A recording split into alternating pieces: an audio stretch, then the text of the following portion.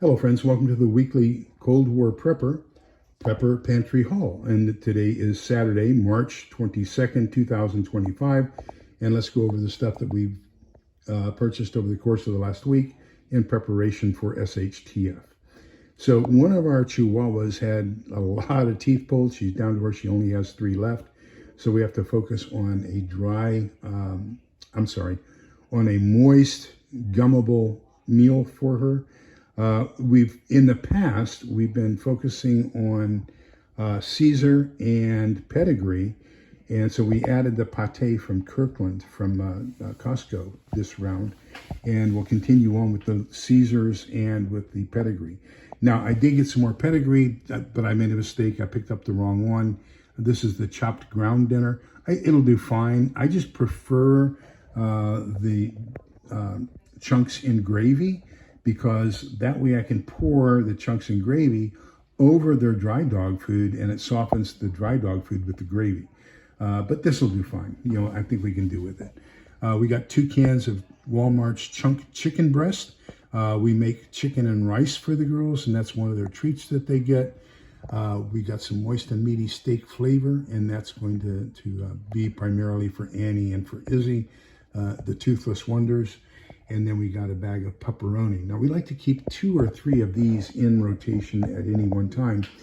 And what we'll do is the one that is the oldest that we open, we've done it 2 different ways. We've got a screw top. It used to have the really moist, I think they're called milk bone, but they're bone treats that are really soft. I don't like doing a whole bunch of pepperoni in there because they have a tendency to dry out there too. So the most successful that I've had is buying a small package of pepperoni and a large package of pepperoni. When the small package is empty, then I take a handful out of the big package. I can evacuate most of the oxygen out of it, reseal it, and then that way you're only getting air exposure in the smaller bag, and there aren't that many pieces in there at any one time. So that gives us a lot longer lifespan on the pepperoni. So that's what we've done for the girls. Now for us, for those of you who haven't been with us for a while ago, we tried some scalloped potatoes that I did not vacuum seal. They were like 5 years old. They were terrible. We threw them out. So we basically cleaned out our pantry area of, I'm going to say, a half dozen boxes each of scalloped and au gratin potatoes. So now everything that comes in a box is definitely vacuum sealed. So I picked up 1 box of scalloped, 1 box of au gratin, and 2 boxes of stovetop savory herbs. Now the stovetop savory herbs really goes well with the freeze-dried chicken that we get from Thrive Life. So that can either be diced chicken, the spiced chicken, or the chicken slices. Any one of those 3 goes really well with it. So we'll vacuum seal those as well.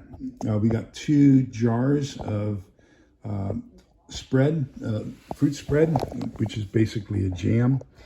And then we're over here on this side. A package of Twizzlers and a package of Skittles that we'll vacuum seal, and those will be treats in the post-apocalyptic world.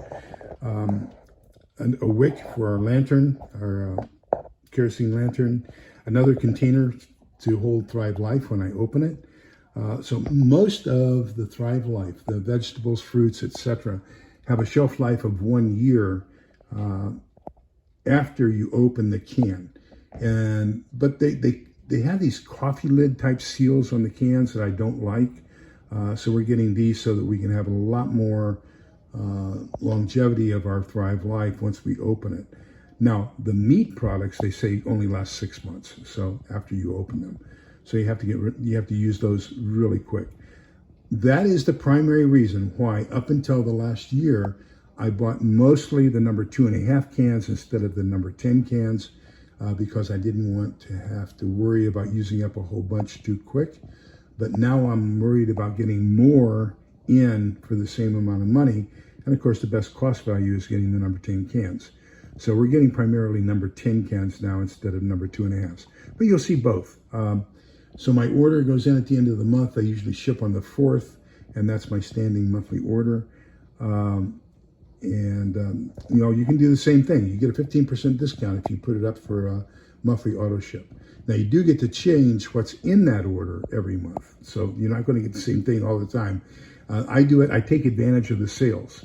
So I'm getting a 15% off even after the 25 to 40% off that they have for the monthly sales. So that's how I buy my freeze-dried stuff. Some disinfecting wipes, a new magazine for a rifle, and then some antibacterial hand wipes. That goes in the first aid kit. Picked up Jonathan Hollerman's book, Survival Theory, a preparedness guide.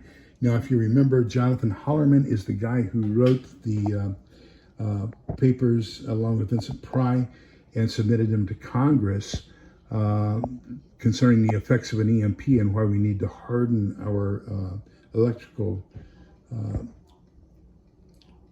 system here in the U.S. because it is very exposed to an EMP attack. But anyhow, if you get this book, he says, you get this book and follow it, then you'll be in the 5-10% who survive instead of the 90 to 95% who don't. So I'm already reading it. I'm about 20 pages in.